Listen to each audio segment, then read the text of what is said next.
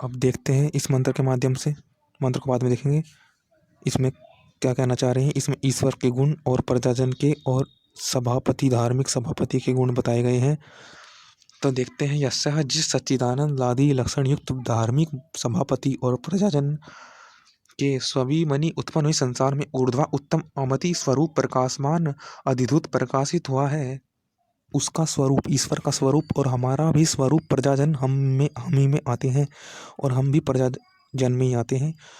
तो सभापति सब हम इस स्वरूप, हमारा रूप, इससे ही हम सीख सकते हैं, इसी से ही हम कर सकते हैं कि संसार से ही हम प्रकट हुए हैं कि हम क्या करने के लिए आए हैं। संसार से पता लगेगा, संसार में ही हम हमारे स्वरूप का पता लगा है कि हम क्या किस लिए करते हैं और क्यों करते हैं।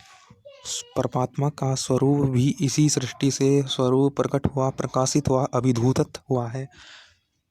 जिसकी कृपा करुणा स्व सुख को करती है, उसकी कृपा करुणा सुख को करती है। हमारी भी ऐसी ही कृपा है कि हम भी एक दूसरे को सुख ही कराते हैं। ईश्वर भी हमें सुख ही कराते हैं और सभापति राजा भी सुख ही कराता है, परंतु हमारी अविद्या के कारण हम भ्रमित हो जाते हैं और प्रजाजन समूह भी हमारा सुख वो हमसे है। हम दूसरों को सुख दे सकते हैं, ये नहीं कि दूसरे के अनुसार हम अपना सुख उसको देंगे। अगर हम दूसरे को देखते हैं कि हम इसको सुख अच्छा वाला दें, परंतु सुख देने वाले हम ही हैं, हम ही तो दे सकते हैं सुख। हम उसको देख करके कि वो तो पहले ही सुख में है तो हम उसको सुख कैसे दें, या फिर वो व्यक्ति हमारा सुख समझे, इस कारण हम सुख नहीं देते कि वो हमारा सुख समझने का नहीं, या वो पहले ही सुख में है, या वो उसका सुख मुझे समझ में नहीं आ रहा तो मैं सुख ना दूं। ये थोड़ा ही नहीं है, अपने अनुसार उसका सुख चेक करे, उसके अनुसार अपनी सुख को देने की कृपया ना करें कि उसके अनुसार अपने सुख को हम देंगे, नहीं, अपने अनुसार उसको देख करके हम अपना सुख देंगे। ये नहीं कि उसको देख के हम अपना सुख देंगे कि इसको ये चाहिए तो हम देने लगे, परंतु वो उसका काबिल ना हो, या वो उसमें अहंकार हो, या उसमें अन्य गुण हो जिससे कि वो वाला सुख जो वो चाह रहा है वो बाधित कर रहा है अपने खुद के गुण को, तो हम दुखी हो रहे हैं, हम उससे चिढ़ने लगे। हम हमेशा दूसरों के अनुसार सुख देना चाहते हैं कि उसको अच्छा लगेगा नहीं लगेगा, परंतु उसको अच्छा उसके कारण नहीं लगेगा। हम तो अच्छा दे रहे हैं, जब हम हाँ अच्छा दे रहे हैं ना अपनी तरफ से, जब हमने अच्छा मान लिया अपने दिल से, हमने अच्छा मान लिया तो अच्छा ही होगा ना।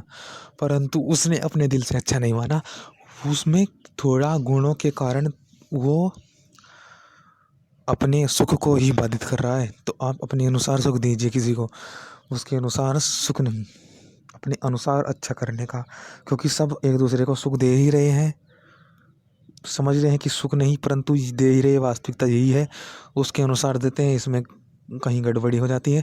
अपने अनुसार समझेंगे किसी को तो ज़्यादा अच्छा होगा कि हाँ मैं इसके लिए ये कर सकता हूँ, मैं संसार को उत्पन्न हुआ, संसार से ये सीख सकता हूँ मैं, और मुझे को ये करना चाहिए, इसके दूर गलतफहमी को दूर करने के लिए मुझको ये करना चाहिए, इसकी गलती को दूर करने के लिए मुझको ये करना चाहिए। ये नहीं थोड़ा उसकी गलती उसके अनुसार कैसी है, वो क्या समझता है, वो दुखी में है, नहीं, हम उसकी गलती को दूर करने के लिए अपनी तरफ से क्या कर सकते हैं, हम ये कर सकते हैं उसकी गलती मैं जो समझ पा रहा हूँ उसको, फिर अभी आगे बढ़ते रहेंगे इससे।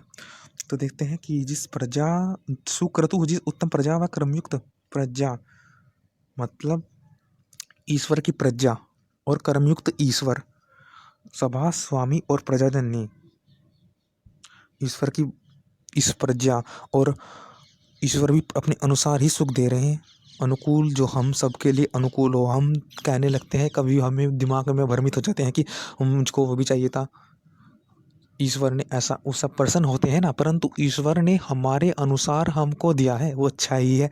तो हम भी अपने, हम ईश्वर ने दिल से दिया है, मतलब दिल ईश्वर ने अनुकूल दिया है, तो हम भी जो अनुकूल है, अच्छा है, वो दिए अपने अनुसार। तो ये तो बात हो गई। अब आगे देखते हैं कि कर्मयुक्त ईश्वर स्वभा स्वामी और प्रजाजन ने सूर्य और सुख को स्थापित किया हो, उस औण्यो धावे पृथ्वी व सवितारम अग्नि आदि को उत्पन्न और संप्रयोग करने तथा कवि कृतुम सर्वज्ञ तो देखो उसमें ये कह रखा है, अग्नि हमें उत्पन्न करनी पड़ेगी, वो वेदों के ज्ञान से उत्पन्न होगी, उसको अच्छी तरह से प्रयोग करना पड़ेगा। क्योंकि देखो सर्वज्ञ क्रांत दर्शन रमणीय रत्नों को धारण करने वाले हम हो जाएंगे, सब कुछ ज्ञान बढ़ता रहेगा वो वेदों के स्तुति करने से, ईश्वर के पास जाने से। क्योंकि सूर्य और सुख को हमें यहाँ पर, जैसे क्या है सूर्य, क्या है और अप्रकाश को प्रकाश के रूप से, गंध को स्वच्छता की ओर, और मतलब रुकावट को प्रकाश की ओर। तो हमें भी सफाई करते रहना चाहिए। एक तरह से सफाई कैसी होगी कि हम दूसरों के लिए, सुख के लिए वातावरण को या विशेष प्रकार से ज्ञान की शुद्धि करते रहे या विद्या की शुद्धि करते रहें। क्योंकि शुद्धि भी संसार में जरूरी है, पदार्थों में नई नई शुद्धि जरूरी है, अपने में नई नई शुद्धि जरूरी है। कि हम अपने में नई शुद्धि लाए, कि हम संसार में नई शुद्धि लाए। हम अपने अनुसार चले, अपने अनुसार तो चले, परंतु अनुसार वो कैसा हो, वो अपने में अहंकार, अपने में पुरानी जो हमारे में जो नई पुरानी खूबी है, पुरानी वाहवाही है, उनमें ना खोए। नई देखो सब बदलते रहते हैं, अच्छा बदले बुरा बदले। जब सब बदल रहे हैं तो उनके अनुसार हम उनको पुराने तरीके से क्यों समझे। हम अपनी उनके लिए जो हमारी सोच है वो क्या एक ही सीमित रहेगी। जब वे व्यक्ति, क्योंकि सब बदलते हैं तो हम उनकी अपनी सोच को उनके अनुसार बदलें। ये नहीं कि पुरानी वाहवाही में हम खोए या पुरानी विचारों में, हम उसके अनुसार हम अपने विचारों में शुद्धि लाएं। कि अब ये व्यक्ति कैसा है, अब इसको क्या आवश्यकता है, अब इसको इस चीज़ की आवश्यकता है क्योंकि ये बदला है, इसकी सोच बदली है। तो क्या हमारी सोच नहीं बदल सकती, क्या हम नहीं बदल सकते? अरे जब वो बदला है तो हमारी भी तो सोच पुरानी कैसे हो सकती है? हम भी तो नई सोच रखेंगे ना उसके माध्यम से। पुरानी सोच से हम तो फिर हम पीछे रह गए। तो ये 3 बातें हमेशा याद है इस मंत्र के माध्यम से। और भी इस मंत्र में काफ़ी विचारने की बात है कि यही है कि ईश्वर के माध्यम से पता लगेगा कि कौन व्यक्ति कब क्या था, अब उसमें क्या गुण आए हैं, अब उसको क्या देना है, क्या सुधारना है, क्या उससे अलग होना है, क्या उसको अन्य अन्य अन्य वस्तु है।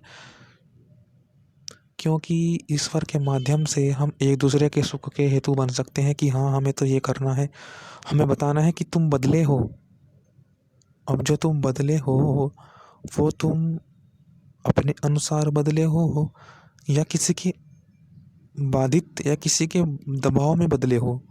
अगर तुम किसी के दबाव में बदले हो तो ये तुम्हारे लिए अच्छा है या बुरा है इत्यादि विषय उसको सोचने के लिए तुम बताओ, कि तुम इसमें विचार करो। यही सुख का विषय है कि अगर तुम बदले हो तो तुम अपने आलस के कारण, या तुम स्वयं को स्वयं से पहचानने वाले व्यक्ति हो। सब अपने को स्वयं के गुणों से, पहले गुणों से अब पहचानते हैं। ये बात हमेशा स्मरण रहे कि हम अपने को जो पहचान रहे हैं, हम पहले गुणों से हमको पहचान रहे हैं कि हम पहले क्या थे अब क्या हैं। कि अब जो मैं हूँ वो मैं कैसे हूँ, वो मैं पहले के गुणों से था, अब उस गुण में क्या बदलाव आया है ये हम पकड़ लें तो हम कितने सुखी होंगे और दूसरों को भी सुखी कर दे सकते हैं। कि ये मेरी एक तरह से अकेलापन था, या मैं कुछ खुद का प्रयास नहीं करना चाहता, या मैं आलसी था, या मैं बहुत व्यक्ति को बहुत वो समझता था कि बहुत आसानी से संसार में हो जाएगा, कुछ करना नहीं पड़ेगा, या मैं किसी को कुछ समझता था। तो ये विचार का विषय है। सभापति प्रजाजन समूह की सत्कार करना चाहिए, उनसे बिना किसी का करना चाहिए। जो समूह बना रखे हैं समूह में गुण देना चाहिए, कि हम उनके व्यक्तियों के लिए बताएं कि क्या तुम्हें बदलाव आया है, कि समूह में क्या बदलना है।